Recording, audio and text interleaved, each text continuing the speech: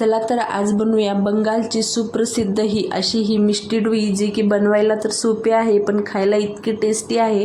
आणि या कडाक्याच्या उन्हाळ्यामध्ये जिभेला आणि पोटाला काहीतरी थंड मिळालं तर आणखीन काय हवं, त्यातल्या त्यात हेल्दी सुद्धा। आणि आपण मटकीमध्ये मिष्टी डोई कशी सेट करायची हे सुद्धा सविस्तर तुम्हाला सांगणार आहे। टिप्स बाय टिप्स रेसिपी पाहूया। चाकूने किंवा सुरीने कापता येईल इतकी घट्ट अशी ही मिष्टी डोई। तर सर्वप्रथम इथे मी काय केलेलं आहे, कढई तापायला ठेवली। कढई तापली की 2 ते 3 चमचे कढईमध्ये पाणी घातलेलं आहे आणि पाणी जे आहे सगळीकडे अशा पद्धतीने फिरवून घेतलं। त्यानंतर 1 लिटर जे आहे दूध घेतलेलं आहे नॉर्मल, मी जे आपलं घरात सकाळी दूध येतं तेच या ठिकाणी मी वापरत आहे।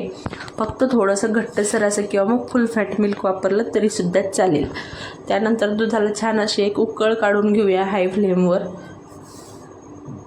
आता हे जे दूध आहे आपल्याला 30 ते 40% जे आहे आटवून घ्यायचं आहे, कारण मिष्टी डोईची हीच खरी चव असते। आता दूध छान पद्धतीने उकळत आहे तोपर्यंत इकडे एक चाळणी घेतली आणि एक अशा पद्धतीने छोटंसं बोल घेतलेलं आहे, त्यामध्ये 1 वाटी दही घातलं। आता दहीतलं जे एक्स्ट्रा पाणी आहे ते काढून घेऊया, म्हणजे घट्टसर दही जे आहे तयार होईल। तोपर्यंत इकडे दुधाला सुद्धा उकळ आलेली होती आणि दुधाला छान असं हलवत आपण मीडियम फ्लेमवर दूध जे आहे छान पद्धतीने आटवून घेऊया। आता ही मिष्टी डोई जी आहे दिसायला इतकी सुंदर दिसते, खायला तितकीच चवदार आहे, बनवायला सोपी आहे। फक्त 1 ते 2 साहित्यापासून बनली जाते आणि मेन पार्ट जो आहे यामध्ये दुधाचा आहे। आणि इथे दही जे आहे खूप आंबट न घेता थोडंसं कमी आंबट घ्यायचं, म्हणजे मिष्टी डोई जी आहे खूप आंबट नाही होणार। तर इथे जे आहे मी फ्रेश दही वापरलेलं आहे आणि इकडे आपलं दूधसुद्धा 10 ते 20% जे आहे आटलेलं आहे। तुम्ही पाहू शकता पहिल्या प्रमाणामध्ये हे दूध जे आहे थोडंसं कमी झालेलं आहे आणि घट्टसरपणासुद्धा आलेला आहे। आता यामध्ये आपण आणखीन घट्ट करण्यासाठी याला कॅरेमेल घालणार आहोत, म्हणजे साखर जी आहे अशी न घालता कॅरेमेल बनवून आपण घालणार आहोत, ते तुम्हाला पुढे सांगते। तर दूध जे आहे जोपर्यंत आपण आटवून घेतो तोपर्यंत दुधाला जे आहे एकसारखं चालवत राहायचं अधूनमधून, नाहीतर दूध जे आहे आपण पाणी तर घातलेलं आहे पण कधी कधी तळाला लागण्याची सुद्धा शक्यता असते।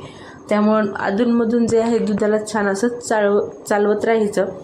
तर हे बघा अशा पद्धतीने आता पहिल्या प्रमाणामध्ये दूध जे आहे खूप असं कमी झालेलं आहे, म्हणजे भरपूर प्रमाणात दूध जे आहे घट्टसर तयार झालेलं आहे।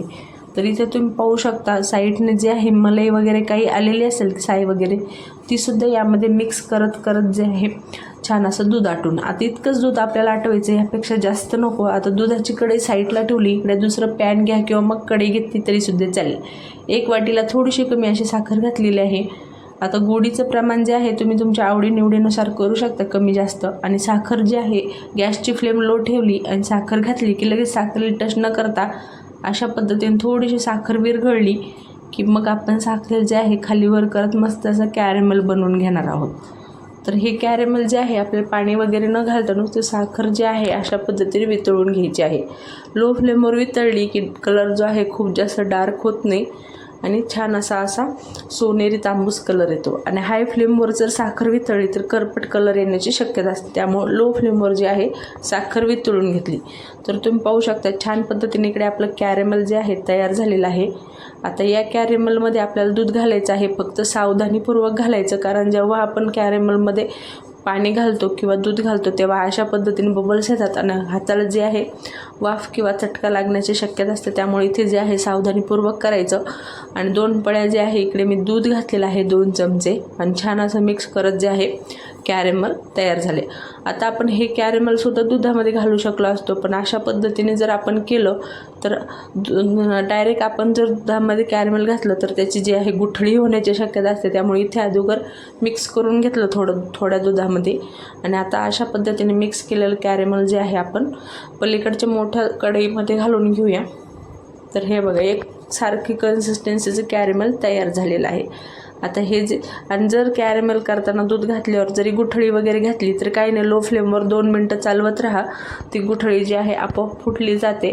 गॅसची फ्लेम जी आहे जेव्हा आपण दूध घालतो आणि मिक्स करायला लागतो तेव्हा गॅसची फ्लेम परत ऑन करून जी आहे लो फ्लेमवर ठेवायची। त्यानंतर कॅरेमेल दुधामध्ये घातलं आणि आता हे कॅरेमेल जे आहे व्यवस्थित असं दुधामध्ये मिक्स करून घेऊया। आणि तुम्ही पाहू शकता कॅरेमेल घातल्यामुळे जे आहे छान पद्धतीने कलर जो आहे दुधाचा बदललेला आहे आणि हलका असा ब्राऊन कलर जो आहे दुधाला आलेला आहे आणि हेच आपल्याला हवं होतं. यामुळे इथे जे आहे कॅरमेल घालण्याची पद्धत आहे. आता ही बंगालची सुप्रसिद्ध मिष्टी डोई जी आहे तिथे खूप प्रमाणात खाल्ली जाते. बऱ्याच जणांना आपल्या इकडे माहीतही नसेल आणखीन, किंवा मग त्यांनी खाल्ली नसेल, किंवा तुम्हीसुद्धा खाल्ली नसेल आणखीन, तर एकदा नक्की ट्राय करा. त्यानंतर विप्सच्या साह्याने जे आहे कॅरेमल व्यवस्थित मिक्स केलं आणि अशा पद्धतीने दुधावर जो आहे फेस करून घ्यायचा विप्सच्या साह्याने. म्हणजे काय होतं, ती जी आपण मिष्टी डोई बनवतो ना तिला थोडंसं आणखीन घट्टसरपणा येतो, एक क्रीमी टेक्स्चर जे आहे या पद्धतीने आपण करून घेऊया. विप्स असं मिक्स केलं म्हणजे विप्स जे आहे दुधामध्ये जे आहे छान असं फेटाळलं की अशा पद्धतीने झाक किंवा मग फेस जो आहे दुधावर आला की एक क्रीमी टेक्स्चर तयार होतं. मी तुम्हाला जवळून सुद्धा दाखवते. कन्सिस्टन्सी तुम्ही पाहू शकता किती घट्ट अशी तयार झालेली आहे.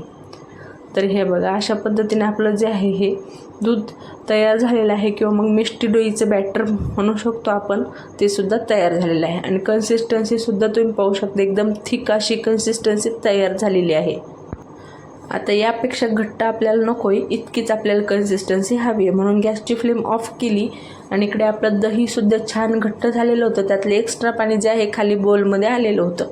आता हे दही जे आहे एका दुसऱ्या बोलमध्ये काढून घेऊया आणि छान असं दहीला फेटाळून घेऊया. म्हणजे एकही गुठळी किंवा मग एकही गाठ जी आहे दह्यामध्ये राहता कामा नये. छान असे क्रीमी दही जे आहे आपण म्हणतो ते आपल्याला बनवून घ्यायचं आहे.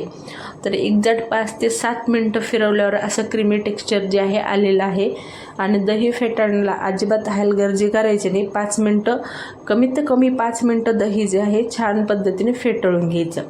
आता मिष्टी डोई कशामध्ये लावायची, सहसा तुम्ही स्टीलच्या भांड्यामध्ये सुद्धा मिष्टी डोई लावू शकता.